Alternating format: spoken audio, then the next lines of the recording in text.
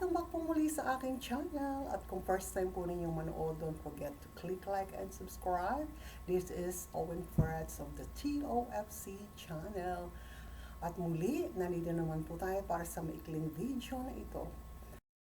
Goldie Girl and Kaloy pretending happy na, iniwan ng both families. Hindi lang sa pera nabubuhay ang tao at hindi lang pera ang mahalaga.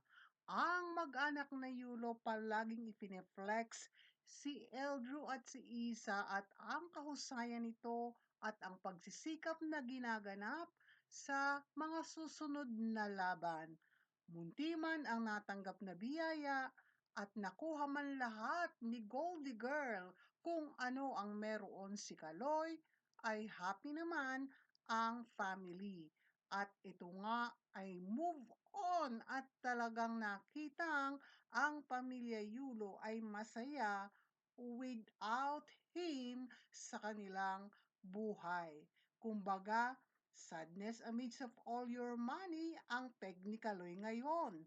At ito namang si Goldie ay talagang hindi na makitaan na ang kanyang sariling family, maging ang kanyang side sa kanyang father, ay hindi na nagkakaroon ng communication or reaction man lang.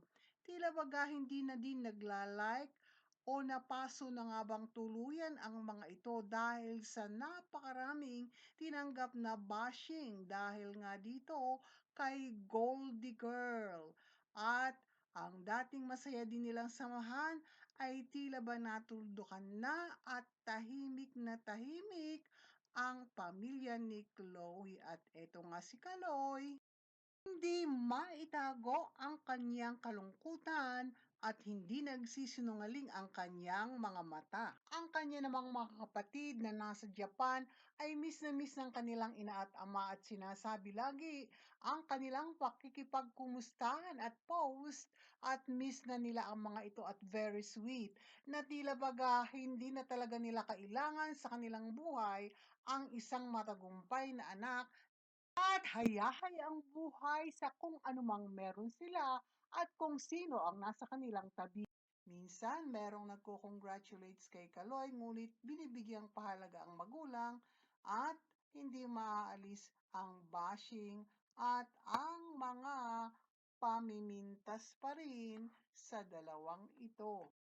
At higit sa lahat ay maunawaan sana nila na although mahalaga ang pera, subalit huwag doon matuon at maging sentro ang pamumuhay, bagkus balanse. Hindi na makaalis sa likod at anino ni Golden Girl at ang marami sana ay nagwi-wish pa rin na maisip at mahaplos ang kanilang mga puso at matauhan na pinakamahalaga ay makapiling ang pamilya, lalo na sa mahalagang okasyon tulad ng paparating na Pasko at ang iba pang aspeto ng buhay gaya ng health.